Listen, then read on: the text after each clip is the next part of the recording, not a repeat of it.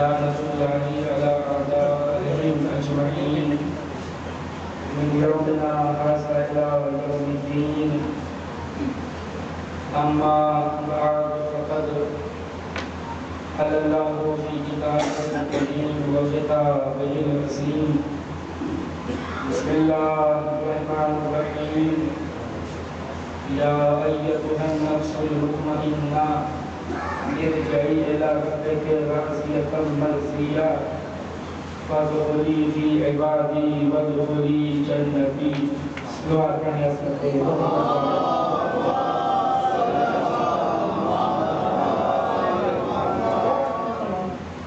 حضرت علی مظلوم کربلا ماتم داران شہدائے کربلا عاشقان رسول والے رسول محبان ہدایت سورہ والفجر کی یہ آخری آیتیں ہیں جن کی تلاوت کا شرف میں مسلسل حاصل کر رہا ہوں. دو تقریر اور رہ گئی ہے 8 محرم کی اور 9 کل انشاءاللہ باب الحراج کا تذکرہ اور پرسوں شہزادے امریتسر کا تذکرہ. پھر میں نتیجہ نکال کر بیان کو مکمل کروں گا. موضوع ہے حکمت امام حسین علیہ السلام اور کربلا. امام حسین علیہ السلام وارث انبیاء ہیں. بہت توجہ چاہوں گا, بزرگوں کی تعریف چاہوں گا. لوگ آہستہ آہستہ آتے رہیں گے, بیٹھتے رہیں گے اور آہستہ آہستہ میرا بیان بھی آگے بڑھے گا. حسین وارث انبیاء, حسین وارث آدم ہے, حسین وارث نوح ہے, حسین وارث ابراہیم و اسماعیل. جب کوئی باپ دنیا سے جاتا ہے تو وہ اپنی وراثت چھوڑ کر جاتا ہے بچوں کے. ایک بہت توجہ چاہوں گا, جب کوئی باپ دنیا چھوڑ کے جاتا ہے تو وہ وراثت چھوڑ کے جاتا ہے اپنے بچوں کے لیے. جو وراثت وہ چھوڑ کے جاتا ہے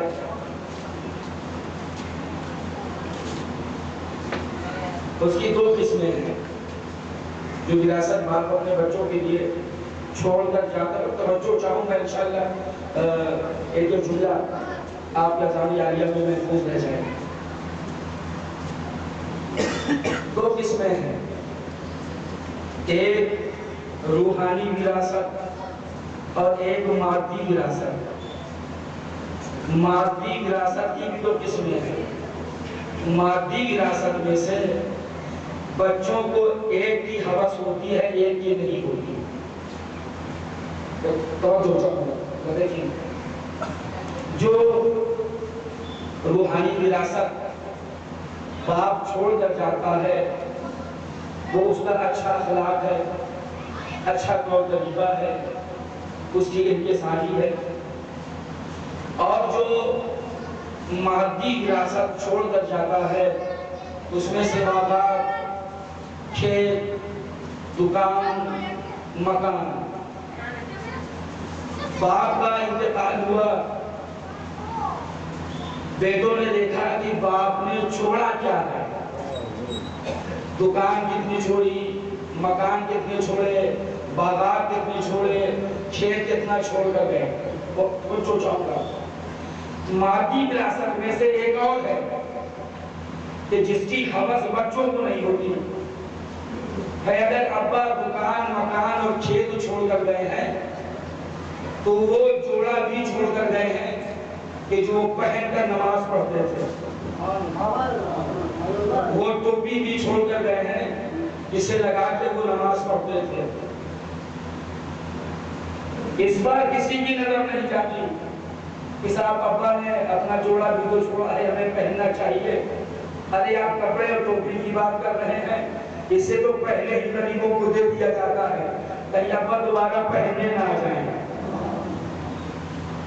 بہت سوچا, اس کو تو پہلے ہی غریبوں کو دے دیا جاتا ہے کہ کہیں ابا دوبارہ پہننے نہ آئے. دیکھا کیا جاتا ہے, توجہ چاہوں گا, بات مجھے دعا سے نوازیے گا, نتیجہ بہت خوبصورت نکلے گا. یہ مکان, دکان, کھیت, باغات, یہ مادی وراثت ہے, روحانی وراثت بھی تو ہے ابا کی. ابا کا اچھا اخلاق, ابا کا اچھا طور طریقہ, لائق مند, اور جو کو دیکھیں, لائق مند اولاد وہی ہے جو باپ کی روحانی وراثت کا بھی مالک ہو جائے اور مادی وراثت کا بھی مالک ہو جائے. نکاح سے بات آپ تک پہنچ جائے. لائق مند اولاد کی پہچان ہے, اور لائق مند بیٹا وہی ہوتا ہے, توجہ چاہوں گا, بیٹا وہی ہوتا ہے کہ جو باپ کی وراثت کو آگے بڑھا دے. اور ہمارے میرا پوچھے, لائق مند اولاد وہی ہوتا ہے کہ جو باپ کی وراثت کو آگے بڑھا دے. وہی لائق مند کہلاتے. تب دیکھیں لوگ آتے رہتے بیٹھتے رہتے, اب تقریر شروع ہو گئی تو شروع ہو گئی, تقریر کہیں پر رکے گی نہیں. ہوا کیا کہ باپ کا انتقال ہوا, باپ نے 2 دکان چھوڑی تھی. لائق مند اولاد وہ ہے کہ اب 2 دکان سے 4 دکان کر لے. اور سمجھئے گا, 5 مکان ابا چھوڑ کر گئے تھے. لائق مند اولاد وہ ہے کہ 5 مکان سے 10 مکان بنا لے. ابا جب گئے تھے دنیا سے تو 10 بیگھہ زمین چھوڑ کر گئے. لائق مند اولاد وہ اسے 30 کر دے. لیکن ابا نے 2 مکان چھوڑا تھا, 2 دکان چھوڑی تھی, ابا مر گئے, بیچ باچ کے ختم کر دیا. تو میں اب آپ سے پوچھنا چاہتا ہوں, یہ لائق مند اولاد کہلا یا نالائق؟ میں توجہ چاہوں گا, اب میری طرف دیکھیں, بہت خوبصورت سا نتیجہ نکال رہا ہوں. حسین وارث آدم ہے, حسین وارث نوح ہے, اور لائق مند اولاد کی شان یہ ہے کہ جو باپ کی وراثت کو آگے بڑھا لے. کاش میری بات آپ تک پہنچ جائے.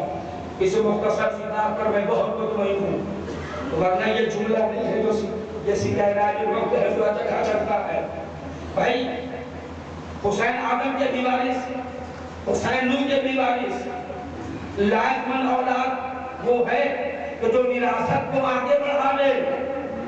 بھائی جناب نوح پر قوم والے پتھر برساتے تھے, پتھروں میں دب جاتے تھے, اس کے بعد جبرائیل آتے تھے, جناب نوح کو پتھر سے نکالتے تھے, اور نکالنے کے بعد ان کے زخم پر اپنے پر مس کرتے تھے, ان کا زخم ٹھیک ہو جاتا تھا. یعنی نوح کو شفا ملتی تھی فرشتے کے پر سے.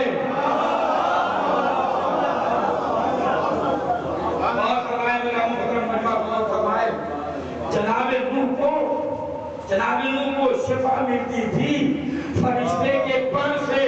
امام حسین نے کہا, دادا نوح میں آپ کا وارث ہوں, دادا نوح میں آپ کا وارث ہوں. وراثت یہیں پہ رکے گے نہیں, احسان کا بدلہ احسان ہو جائے. میرے دادا آپ کو شفا ملتی تھی فرشتے سے, میں آپ کا بیٹا ہوں, آپ کا وارث ہوں, میں فرشتے کو شفا دوں گا.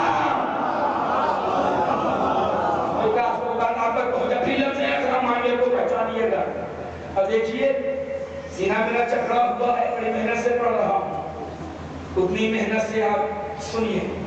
سینے میں جگرن ہے, بازو جمع ہوا ہے, اور لیکن میں پوری قوت سے آپ تک انشاءاللہ ابھی 10 منٹ کے بعد جب میں گرم ہو جاؤں گا تو یہ پریشانی ختم ہو جائے گی.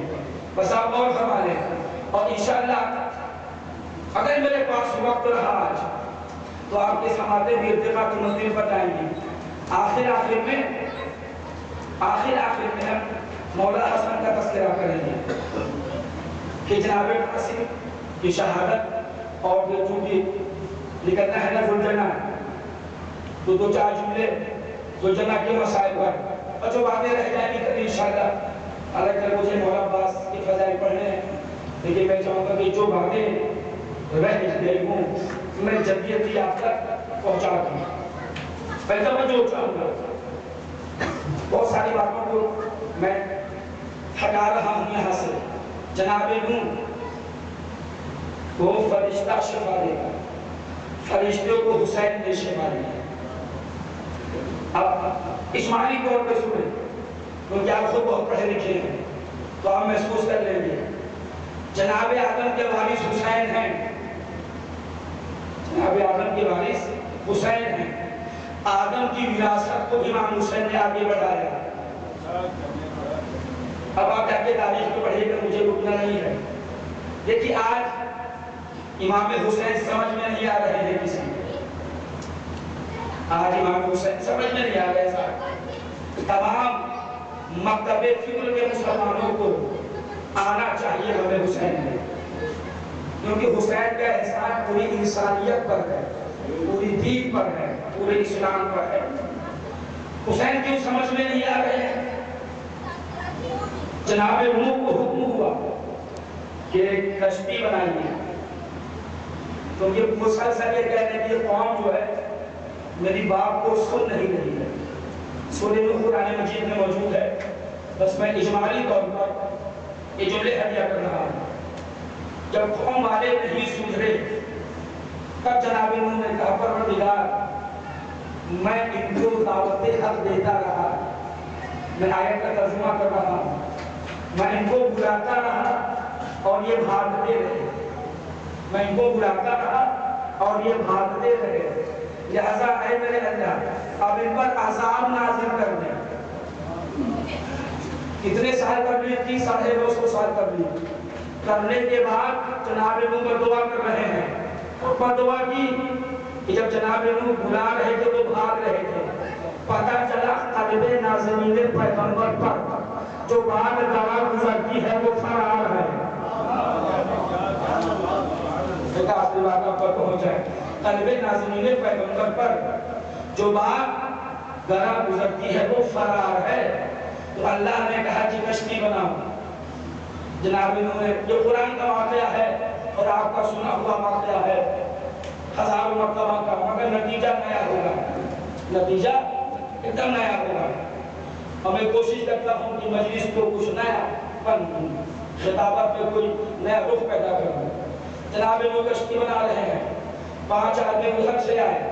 ان کو دیکھو یہاں تو پانی کا نام و نشان نہیں ہے، یہ کشتی کہاں چلائیں گے؟ ادھر سے 10 آدمی آئے اور ہنستے ہوئے نکل گئے. قوم کا ایک مزاج یہ بھی سمجھ میں آیا کہ جب نبی سفینہ نجات بناتا ہے تو قوم والے مذاق اڑاتے ہیں. قوم کا ایک مزاج یہ بھی سمجھ میں آیا کہ جب نبی، دیکھیں کتنا بڑا جملہ ہے یہ، سفینہ نجات بناتا ہے تو قوم والے مذاق اڑاتے ہیں. سیلاب کو دیکھا نہیں، ابھی پانی تو سر پہ چڑھا نہیں.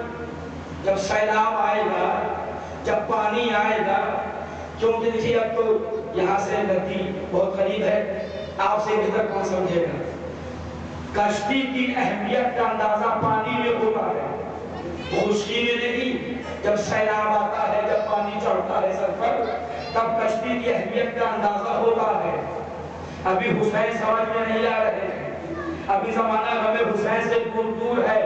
ظلموں کا طوفان سر پہ چڑھنے دو، ظلم کا سیلاب آنے دو، تب ہر قوم پکارے گی ہمارے ہیں حسین. ایک آخری بات آپ تک پہنچ جائے، اور فرمائیے گا. جناب نوح کشتی بنا رہے ہیں. ایک بوڑھی عورت آئی. اب یہ ہے خطابت میں نیا پن. ایک بوڑھی عورت آئی اور کہا نوح یہ کیا کر رہے ہو؟ بہت بوڑھی عورت. کہا کشتی بنا رہا ہوں. کہا یار پانی کا تو نام و نشان نہیں، آپ کشتی بنا رہے ہیں. یعنی عذاب آنے والا ہے. کب آئے گا؟ کہا جب کشتی بن جائے گی تب آئے گا عذاب۔ تو اس بوڑھی عورت نے کہا اللہ کے رسول میں بھی کشتی میں سوار ہونا چاہتی ہوں لیکن میں رہتی ہوں جنگل میں۔ تو جناب نوح نے کہا کہ گھبرانے کی کوئی بات نہیں ہے، جب میری کشتی تیار ہو جائے گی تو میں تمہیں بلا لوں گا، جاؤ اپنے گھر چلی جاؤ، اگر بات پہنچ جائے تو دعا سے نوازیے گا۔ وہ چلی گئی، اچھا ہے تو بیچاری عورت 5 دن کے بعد پھر آ گئی، کہا اللہ کے نبی کیا کشتی تیار ہو گئی؟ بھائی ابھی نہیں تیار، میں بلا لوں گا نا۔ کہا ایسا نہ کہ آپ ہمیں بھول جائیں اور ہم بھی پانی میں ڈوب جائیں۔ تو جناب نوح نے کہا کہ میں وعدہ کر رہا ہوں کہ تمہیں بچاؤں گا،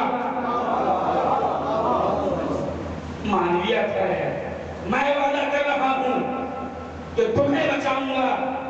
وہ چلی گئی، جنگل میں رہتی تھی، اپنے گھر میں خیمہ بنا کے رہتی تھی۔ کشتی تیار ہوئی، طوفان آ گیا، لوگ کشتی میں سوار ہونے لگے صاحبان ایمان۔ تب جناب نوح کو بوڑھی عورت کا خیال آیا، کہا پروردگار ایک بوڑھی عورت، اس سے میں نے وعدہ کیا ہے بچانے کا، وہ بیچاری رہتی ہے جنگل میں، ذرا اسے بلا لوں۔ تو اللہ نے کہا نوح تم اپنا کام کرو، جاؤ کشتی لے کر۔ اب آ گیا طوفان، صاحبان ایمان کشتی میں بیٹھ گئے، لیکن جناب نوح کو بوڑھی عورت کی بڑی فکر تھی، کاش میری بات آپ تک پہنچ جائے، انشاءاللہ آپ پر میدانی کیفیت پاری ہوگی کہ سید اور سید زادے بیٹھے ہوئے ہیں، سادات کی یہ بستی ہے، سادات کی یہ بستی ہے۔ اچھا طوفان تھما، کشتی ایک مقام پر رکی، وہ بوڑھی عورت نہیں آئی۔ جناب انہوں نے سوچا پتہ اس کا کیا ہوا، وہ کشتی سے نیچے اترے اور جنگل پہنچے، اس کو ڈھونڈتے ہوئے دیکھا وہ بوڑھی عورت اپنے گھر میں بیٹھی ہوئی ہے۔ جیسے اس نے جناب نوح کو دیکھا، کہا اللہ کے رسول کیا عذاب آنے والا ہے؟ کشتی بن گئی، اس سیدوں کی بستی ہے یہ، کیا کشتی بن گئی؟ عذاب آنے والا ہے، کیا کشتی بن گئی؟ کیا مطلب؟ پوری دنیا تو پانی پانی تھی، تمہیں خبر بھی نہ ہوئی؟ پوری دنیا میں پانی ہی پانی تھا، تمہیں خبر ہی نہ ہوئی؟ کہا نہیں، ہاں میں اپنے گھر میں رہتی تھی تو ایک دن تھوڑی سی بارش ہوئی میرے گھر کے ساتھ۔ اب جناب وہ جو دیکھے میری طرف، اب جناب نوح کو حیرت ہوئی، کہا پروردگار ماجرا کیا ہے؟ کہا نوح وعدہ کرنا تمہارا کام تھا، بچانا میرا کام۔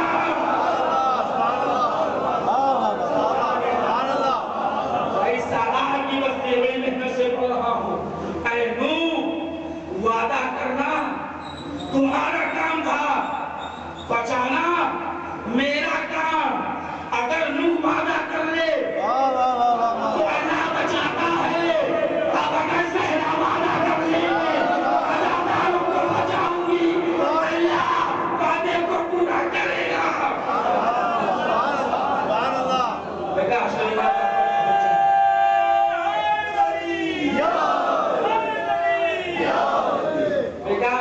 آپ تک پہنچ جائے، یعنی نوح جیسا نبی اگر وعدہ کر لے تو اللہ پورا کرتا ہے۔ اگر زہرا وعدہ کر لے، دیکھیں میں شاعری نہیں کرتا، جب میں ذاکری کرتا ہوں، اہل سادات بیٹھے ہیں تو ایک مطلع آپ کو سنائے دے رہا ہوں، عزاداروں کے صرف مطلع، ورنہ پورا کلام میرا موجود ہے۔ مطلع سن لیجیے آپ، سلام کا مطلع، خلد میں داخل نہ ہوں گی ہم کو زہرا چھوڑ کر، خلد میں داخل نہ ہوں گی ہم کو زہرا چھوڑ کر، ماں کہیں جاتی نہیں بچوں کو روتا چھوڑ کر۔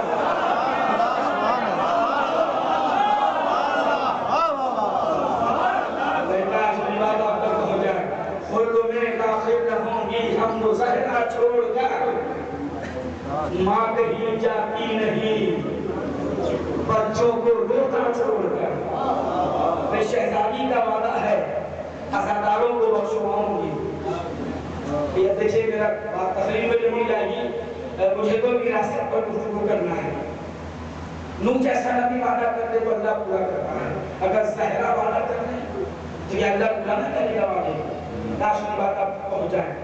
نوح کا بیٹا تو ڈوب گیا. ایک بہت نازک سی بات کہنے جا رہا ہوں, بہت نازک سی بات کہنے جا رہا ہوں, سن لیجیے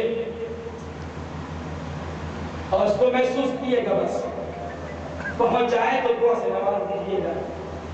نوح کا بیٹا نالائق, نوح نبی, یہ نالائق کیسے نکلا؟ کہا ماں کی تربیت کی کمی تھی, ماں کی تربیت کی کمی تھی, اس لیے یہ باغی ہو گیا. کہنے لگا پہاڑ پہ چڑھ جائیں گے لیکن کشتی میں نہ بیٹھیں گے. جب کسی کا دماغ خراب ہوتا ہے نا تو پہاڑ ہی نظر آتا ہے. بس محسوس کر لیجیے گا, محسوس کر لیجیے گا. پسند آئے تو دعا سے نوازیے گا. تو انہوں نے کہا کہ پہاڑ بھی نہ بچا پائے گا. کیسے بچائے گا پہاڑ؟ پہاڑ پہ چڑھتا گیا, پانی وہاں تک پہنچ گیا, ایسا ڈوبا کہ میں پہاڑ پہ ڈوب گیا. اے پانی, نوح کا بیٹا نالائق تھا, اس بیچارے پہاڑ نے کیا بگاڑا تھا؟ اس کو بھی ڈبو دیا. اس کو بھی ڈبونا ضروری تھا تاکہ یہ پتا چلے کہ کبھی غلط آدمی کو گرم نہ کرنا. کبھی غلط آدمی کو گرم نہ کرنا, ورنہ خود بھی ڈوبو گے وہ بھی ڈوبے گا. آج کی بات آپ تک پہنچ جائے. اب دیکھیے ایک اور منظر آپ کو دکھاتا ہوں. دیکھیے جناب نوح پہ پڑھنے کے لیے تو کئی تخلیص چاہیے. پانی پانی ہے پوری دنیا, اب جناب نوح کشتی پر ہے, صاحبان ایمان کشتی پر ہے. اب چلی یہ کشتی, ایک مقام آیا, دیکھا ایک زمین ہے کہ جہاں پر پانی کا نام و نشان نہیں. اور جب جناب نوح کی کشتی وہاں پہنچی تو وہیں پر وہ چکر کاٹ لے گئی. پوچھا پروردگار یہ کون سی زمین ہے کہ جہاں تک پانی نہیں پہنچ سکا؟ کہا دیکھو یہ خانہ کعبہ کی زمین ہے اور پانی کتنی مجال نہیں کہ جو کعبے کی زمین کو ڈبو سکے. اب اگر دور متوقع عباسی میں نہر کاٹا جائے اور پانی کا رخ حسین کی قبر کی طرف کیا جائے اور پانی قبر حسین کا طواف کر کے لوٹ جائے,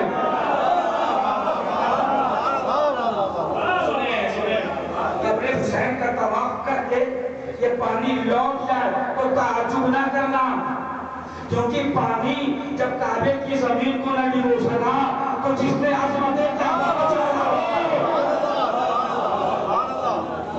پھر لفظ رکھ رہا ہوں, آپ کی عدالتوں کی آپ کی سماعتوں کی عدالت میں لفظ رکھ رہا ہوں. سن لیجئے اور غور سے سنیے گا. تو نوح کا بیٹا نالائق کیوں ہوا؟ نوح کا بیٹا ہے ان نبنی من اہلی, دوہری نسبت دی ہے, دوہری نسبت دی ہے اپنے بیٹے کو بچانے کے لیے. دوہری نسبت ان نبنی من اہلی, میرا بیٹا بھی ہے میرے اہل سے بھی ہے. یہ نالائق کیوں نکلا؟ کہا ماں کی تربیت غلط تھی, کیونکہ ماں کی ذمہ داری ہے تربیت دینا اور باپ کی ذمہ داری ہے تعلیم دینا بچے کو. اگر تربیت غلط ہو جائے تو علم بھی فائدہ نہیں پہنچاتا. کیا سن رہے ہیں میرے نوجوان بھائیوں؟ اگر تربیت غلط ہو جائے تو علم بھی فائدہ نہیں پہنچاتا. ایک آخری بات آپ تک پہنچ جائے. چونکہ ماں کی تربیت غلط تھی اس لیے نوح جیسے نبی کا بیٹا نالائق نکلا. قدرت اسی موقع پر ہوشیار ہو گئی, کیونکہ ماں کی تربیت غلط تھی تو بیٹا نالائق نکلا. اب اگر اس طرح کی کوئی عورت نبی کی صحبت میں آئے گی تو ہم ماں ہی نہ بننے دیں گے. آپ یہ سوچیے گا, غور کریے گا, میں نے کہا اس کو محسوس کر لیجیے گا. بس دیکھیں میں پڑھتا ہوں آپ ایسے سنتے رہیں گے. میں چاہتا ہوں کہ نماز سے پہلے اپنے بیان کو مکمل کر دوں. بس آپ اور فرمائیں. آدم کے وارث ہے حسین, نوح کے وارث ہے حسین, ابراہیم و اسماعیل کے وارث ہے حسین. اب میں وعدہ آپ سے نہیں کر رہا ہوں اس لیے یہ ایک جملہ محتاج شرح ہے اور میں اس پہ جانا نہیں چاہتا. ایک سوال چھوٹا سا ہے، اور قبلہ کی موجودگی میں مولانا صاحب بھی بیٹھے ہوئے ہیں اور حالانکہ آپ بیٹھے ہوئے ہیں، مولانا صاحب بھی تشریف فرما ہے، اور سب کی موجودگی میں ایک چھوٹا سا سوال، اگر باپ کوئی پراپرٹی خرید لے تو بیٹوں کو حق تصرف ہے کہ نہیں؟ باپ کوئی جائیداد خرید لے تو کیا بیٹے اس کے مالک ہوتے ہیں یا نہیں؟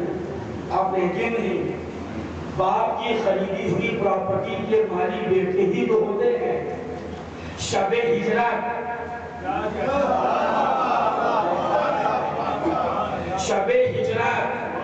علی اس طرح رسول پر سوئے، بھائی 40 قبیلے کے لوگ ہیں نا، لیکن وراثت کیا ہے؟ 40 قبیلے کے لوگ ہیں نا، مکان تو نبی کا گھیرے ہیں، نبی نے علی کو بلایا، علی اپنے گھر سے نبی کے گھر آئے اور نبی اپنے بستر پر علی کو لٹا کر چلے گئے، نہ کسی نے علی کو آتے ہوئے دیکھا، بڑا جملہ ہے یہ، اور نہ کسی نے نبی کو جاتے ہوئے دیکھا۔ پتا چلا جو شان آنے والے کی تھی وہی شان جانے والے کی تھی۔ لفظ رضایا ہوئے اپنا کی قسم، پھر اس کو محسوس کریں۔ اچھا علی سو گئے علی، کیوں سوئے؟ تاکہ اب میری طرف دیکھیں، رسالت کو بچائیں۔ ایک لفظ اور بابی فضائل میں آتا ہے تسکین بلا کے لیے، تاکہ رسالت کو بچائیں، اس لیے سوئے نا۔ اہل ادب بیٹھے ہوئے ہیں، اہل ادب بیٹھے ہوئے ہیں اور آپ ادب محسوس کرتے ہیں۔ علی سو گئے، سونے میں ایک سونے کا سودا ہو گیا۔ علی ادب بیٹھے ہوئے ہیں، سونے میں ایک سونے کا سودا ہو گیا۔ علی سو رہے ہیں، علی کا سونا اتنا پسند آیا، اللہ نے کہا علی اب یہ تجارت کر رہے ہیں، اپنا نفس بیچو گے، کھا بیچیں گے تو لوگے کیا؟ ادب دیکھیے، پروردگار جو تیری مرضی۔ ارے اہل ادب کو غور فرمائیں، علی اپنا دیکھیں، علی اپنا نفس بیچو گے، کھا بیچیں گے، قیمت کیا لوگے؟ جو تیری مرضی۔ ارے میں کیسے سمجھاؤں اب اس کو؟ جو تیری مرضی۔ علی جب تم نے یہ کہہ دیا جو تیری مرضی تو تیری ہی مرضی لیں گے۔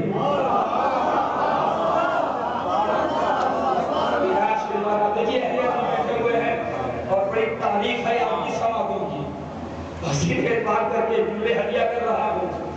علی جب سوئے تو رضائے پروردگار کی آیت آئی، سونے میں نفس کا سودا ہوا، نفس علیہ مرضی آئی، قرآن کی آیت ہے۔ اب اللہ کی مرضی کے مالک علی ہو گئے، ایسے نفس بیچ کر ہوئے۔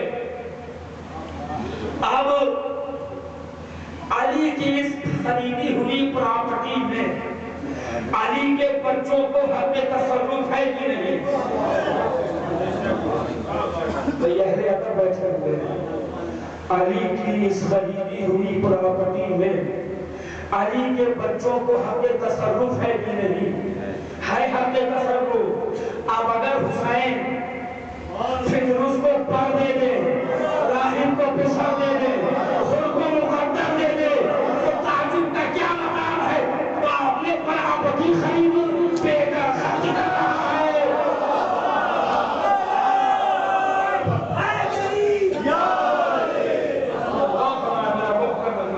آپ سلامت رہیں، مولا آپ کو نظر بس سے بچائیں، آپ سلامت رہیں۔ یہ لفظیں رکھ رہا ہوں، پھر مانگے کو بچا لیے۔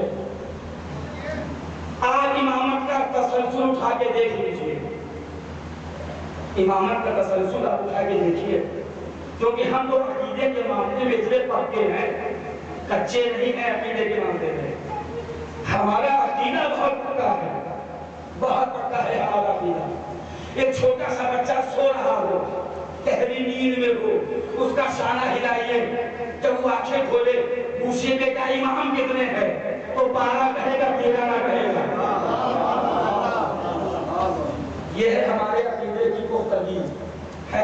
صاحب حضرات بڑی محنت سے آج کی یہ مجلس پڑھ رہا ہے. یہ عقیدے کی پختگی. چھوٹا سا بچہ سو رہا ہے آپ جگہ یہ بیٹا ایمان کتنے ہیں 12 کہے گا 13 نہ کہے گا. بیٹا معصوم کتنے ہیں 14 کہے گا 15 نہ کہے گا. یہ کافی بات آپ تک پہنچا ہے. امامت کا تسلسل آپ کے پیش نظر ہے. آج کی حد تک میں چاہوں گا کیونکہ میں بار بار گھڑی دے نماز سے پہلے چونکہ میرا اپنا مزاج ہے کہ میں نماز سے پہلے بیان کو مکمل کر دیتا ہوں. اگر آپ پہلے مجھے نہیں کر دیتے تو زیادہ باتیں آپ تک پہنچاتا. اب بس غور فرمائیں امامت کے تسلسل میں کسی بھی امام کے وہ بیٹے امام نہیں ہوئے سوائے مولا علی. سوائے مولا علی کے. جملہ سنتے جائیے بزرگوں کی نظر کر رہا ہوں. یہ تاریخ معجزات کا عجب معجزہ ہے. ہمارے اماموں میں سے ہمارے 12 اماموں میں سے 11 امام ہیں ابو طالب کے بیٹے کہلاتے ہیں فرزند رسول. یہ لفظ میرا غلط ہو گیا پھر سے جملہ سنیے.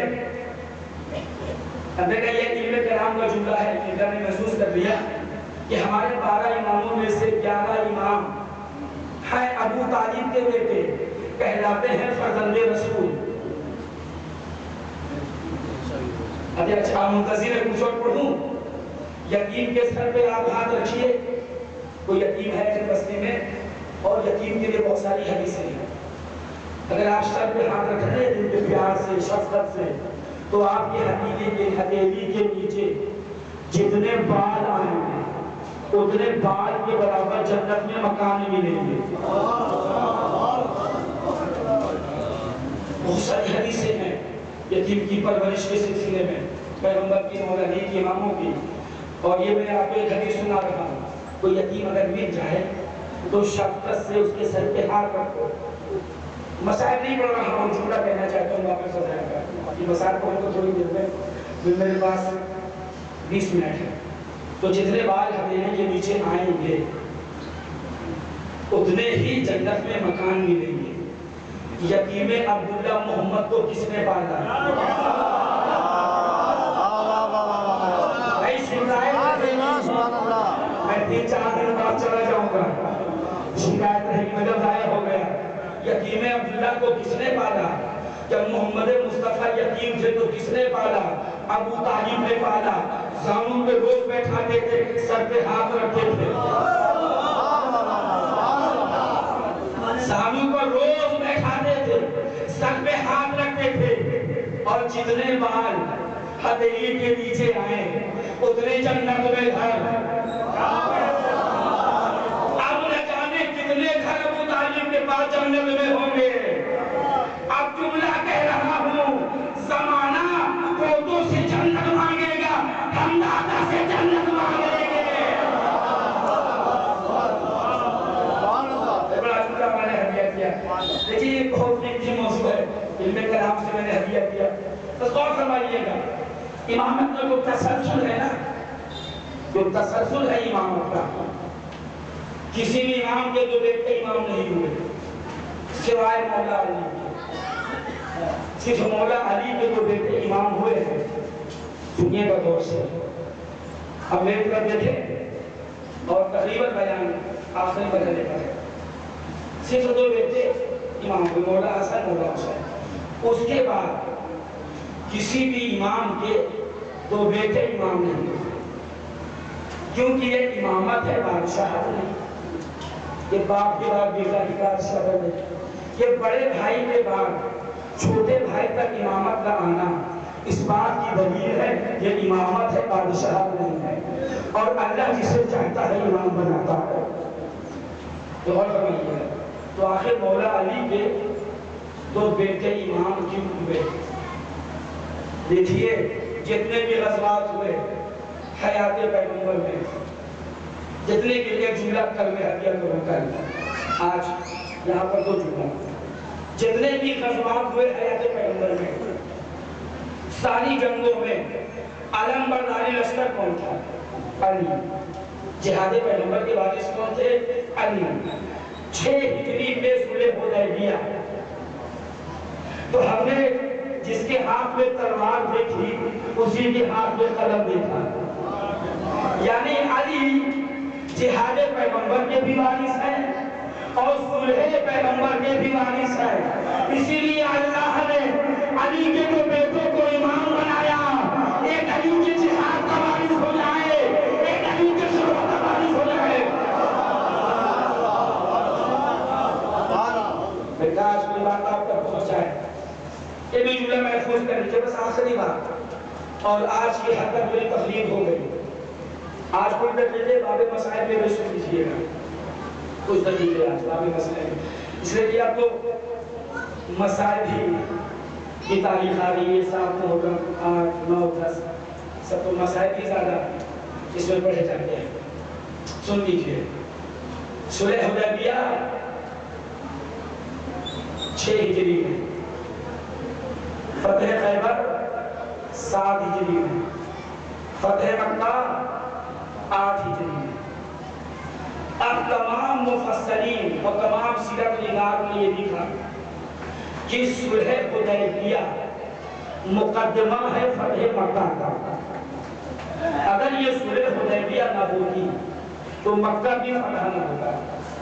اگر اتنی بات مورخین کی سمجھ میں آ گئی کہ صلح حدیبیہ مقدمہ ہے فتح مکہ کا, تو اتنی سی بات کم سمجھیں گے کہ صلح حسن مقدمہ ہے فتح کربلا کا.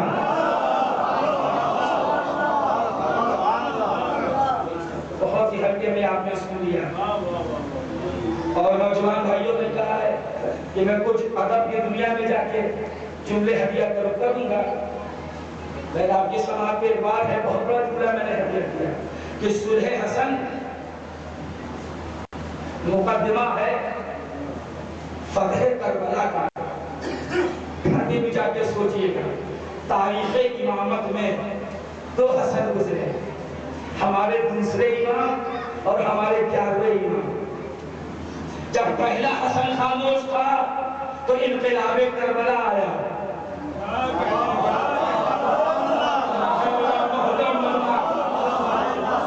جب پہلا حسن خاموش تھا تو انقلاب کربلا آیا. تو دوسرے حسن کی خاموشی کو زمانہ ہلکے میں نہ لے, یہ دوسرے حسن کی خاموشی بتا رہی ہے کوئی انقلاب آنے والا ہے. بات آپ تک پہنچا. ارے اور پڑھنا چاہ رہا ہوں تو کیا کو لوگوں کی اجازت نہیں دے رہا, بس سن لیجئے. حاکم شام مدینہ آیا اور اعلان کیا کہ جنہیں دولت چاہیے آئیں. صبح سے شام تک حاکم شام, آپ سمجھ گئے نا, لوگ جاتے رہے اور پیسہ لیتے رہے, درہم و دینار لیتے رہے. کچھ لوگ امام حسن علیہ السلام کے پاس ہے, کہا مولا حاکم شام آیا ہے اور دولت تقسیم کر رہا ہے. امام اٹھے, امام دولت کے لیے نہیں گئے, اس کی اوقات بتا نہیں رہے. وہ بیٹھا ہوا تھا, امام پہنچے, اٹھ گیا, مسند سے اٹھا, امام کو اپنی جگہ بٹھاتا ہے. کہا یہ سوچ کے آپ شام میں آئے ہیں کہ میرا خزانہ ختم ہو گیا, صبح سے لے کے اب تک جتنا لوگوں نے لیا ہے اتنا آپ کو تنہا دیا جائے گا. ایک بات کو چھوٹی سے سن لیجیے, اس کی ماں سے ہمارے اماموں کو بہت چڑھتی ہے. یہ سمجھے, اس کی ماں سے ہمارے ائمہ کو بہت ہی چڑھتی, بہت چڑھتے تھے اس کی ماں سے, ہندا سے, کیونکہ اس نے امیر حمزہ کا کلیجہ چبانے کی کوشش کی, اس سے بہت چڑھتے تھے. اس نے اشارہ کیا, درہم و دینار اکٹھا ہوتا ہے, کہ ڈھیر کر لیا کہ یہ آپ کا ہے. ابھی امام اٹھنا ہی چاہتے تھے کہ اس کے غلام نے امام کی جوتیاں سیدھی کر دی. امام نے کہا جاتے ہیں. سب سے اہم بات یہ ہے کہ درہم و دینار اکٹھا ہوئے تو کہا لے جائیے, میں ہندا کا بیٹا ہوں. جب امام اٹھے, غلام نے جوتی سیدھی کی, کہا جا پورا خزانہ تیرا. اسی طرح انہوں نے کہا سن, میں زہرا کا بیٹا ہوں.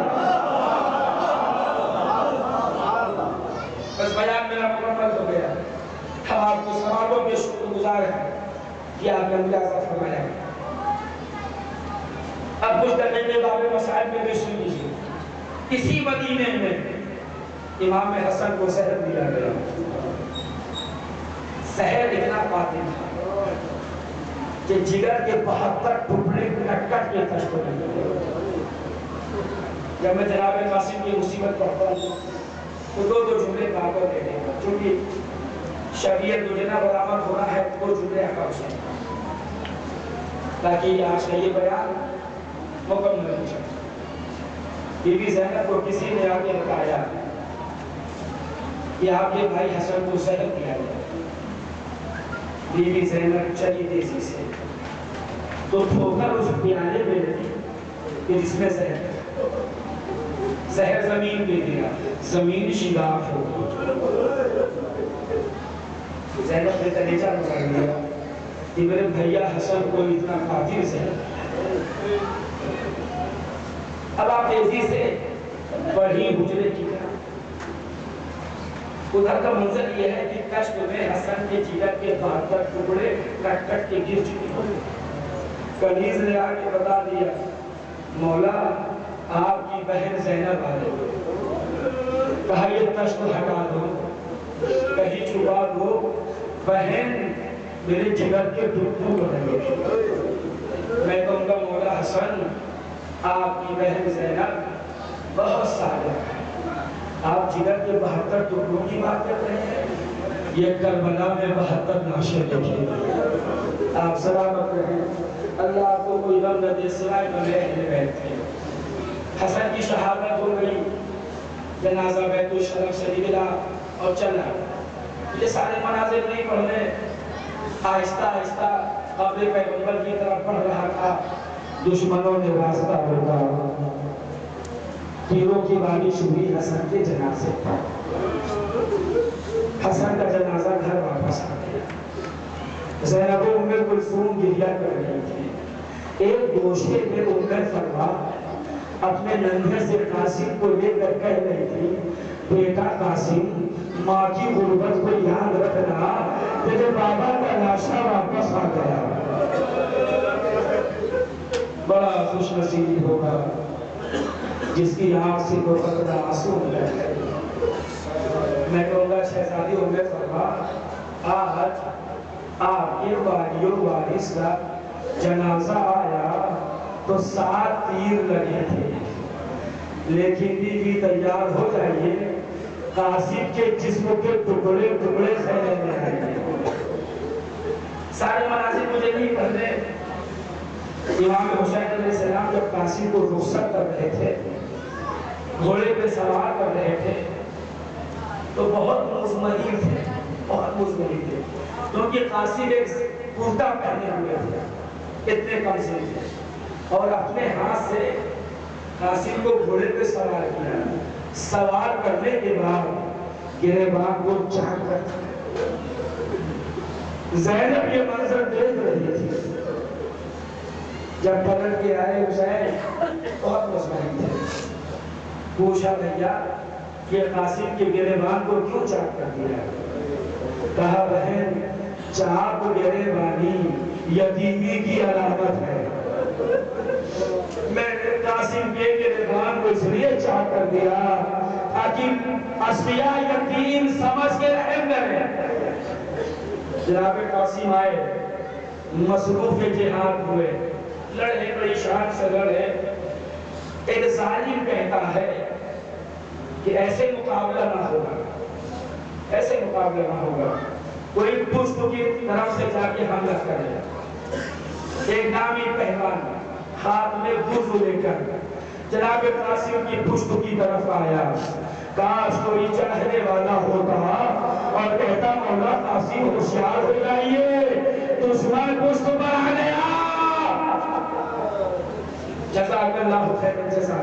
آپ کی آوازیں گریہ بلند ہے. اللہ آپ کی آوازوں پہ رحمت نازل کرے.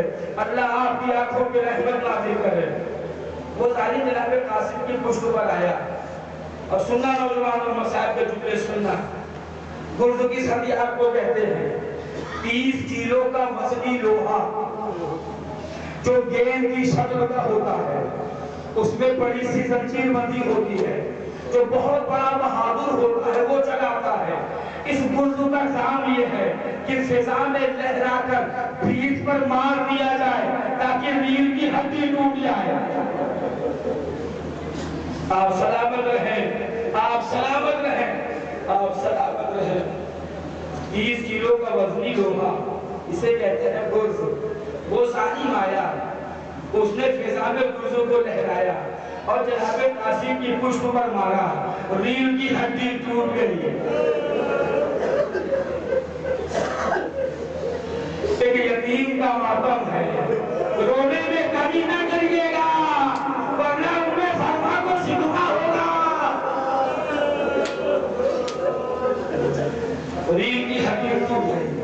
آپ جانتے ہیں اگر کسی کی ہڈی ٹوٹ جائے تو پھر وہ اپنے پیروں پہ کھڑا نہیں ہو سکتا، وہ اپنے پیروں پہ کھڑا نہیں ہو سکتا۔ گرتے گرتے آواز دی چچا کو، چچا مدد کریے۔ ارے حسین کے کانوں سے یہ آواز ٹکرائی، خیمے سے باہر نکلے، تیزی سے قاسم کی طرف آگے بڑھے۔ اے رونے والوں، جانتے ہیں کیا ہوا؟ قاسم کے پیر کام نہیں کر رہے تھے، ریڑھ کی ہڈی ٹوٹ چکی تھی۔ ایک مرتبہ دشمنوں میں بھگدڑ مچی، ادھر کے گھوڑے ادھر، ادھر کے گھوڑے ادھر، قاسم کا جسم نازنین گھوڑے کی ٹانگوں سے پامال ہو گیا۔ آپ سلامت رہیں، آپ سلامت رہیں، بس آمادہ رہیں۔ اسی دقیقے میں شبیہ زوجنا برآمد ہو جائے گا، انجمن کا دستہ آمادہ رہے۔ اسی دقیقے میں انتظار کی گھڑیاں ختم ہو رہی ہیں۔ آپ جانتے ہیں شریعت کا حکم ہے کہ اگر کسی کا دم نکل رہا ہو تو اس کے سینے پہ کوئی چیز نہ رکھو، اگر ہاتھ بھی رکھنا ہے تو آہستہ سے رکھو، کیونکہ جب کسی کا دم نکل رہا ہوتا ہے اگر کوئی ہاتھ بھی کر دیتا ہے اسے ایسا محسوس ہوتا ہے جیسے کسی نے پہاڑ رکھ دیا ہو۔ ذرا سوچیں، قاسم کا دم نکل رہا ہے، گھوڑے کی ٹانگ قاسم کے سینے پر، قاسم طرف کے کہتے تھے چچا۔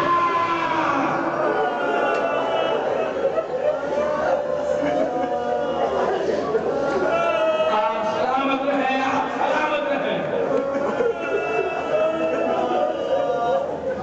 دوسرا دے حسن کے یتیم کا ماتم ہے، دوسرا دے حسین پہنچے، اب میری طرف دے حسین پہنچے تو قاسم کا جسم ٹکڑوں میں پڑ چکا ہے۔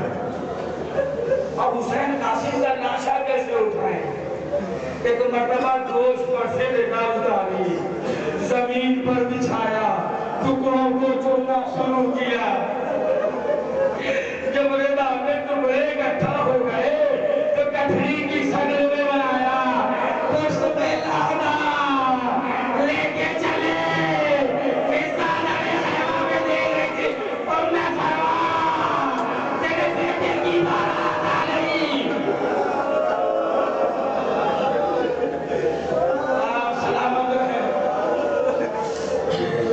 کٹھری کی شکل میں، کٹھری کی شکل میں قاسم کا لاشا خیمے میں آ گیا۔ سنیے گا، ایک مرتبہ فرما آئی اور کہا مولا کیا میرے قاسم سے کوئی غلطی ہو گئی؟ پوچھا کیوں؟ کہا آپ سب کا لاشا لائے، میرے قاسم کا لاشا نہیں لائے۔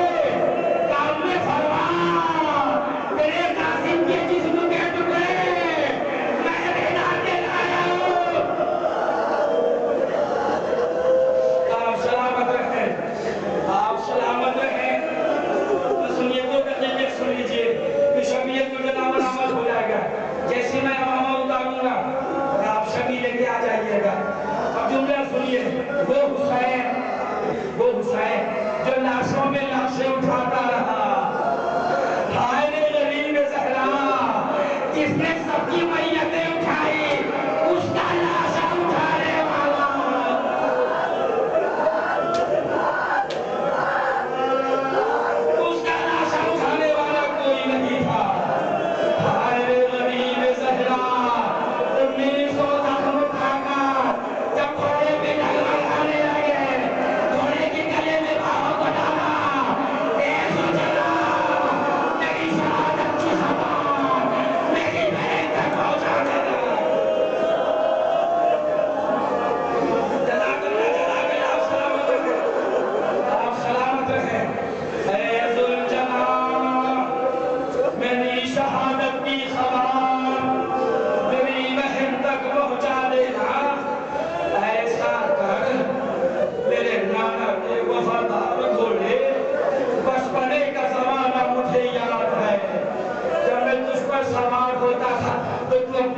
मोहब्बत को टेक देता था। ऐसा कर सुजना, मेरे नाना के वफादार घोड़े, मुझे किसी नशे में लेकर चल, जहां जिंदा होते हुए मुझे मेरी बहन न देखे। सुजना एक नशे में लेकर आया, कहा मौला आपका मक्तल आ गया, ठहरिएगा, तो मैं मामा उतारूंगा, कभी लेकर सभी आइएगा। अभी मामा मेरे सर पे है, 2 दकीके बस, 2 दकीके। कहा मौला आपका मक्तल आ गया, यही आप कब होंगे? कहा तुझे कैसे पता चला ये मेरा मक्तल है? कहा जो शबे आसमान गुजरी है आपकी अम्मा फातिमा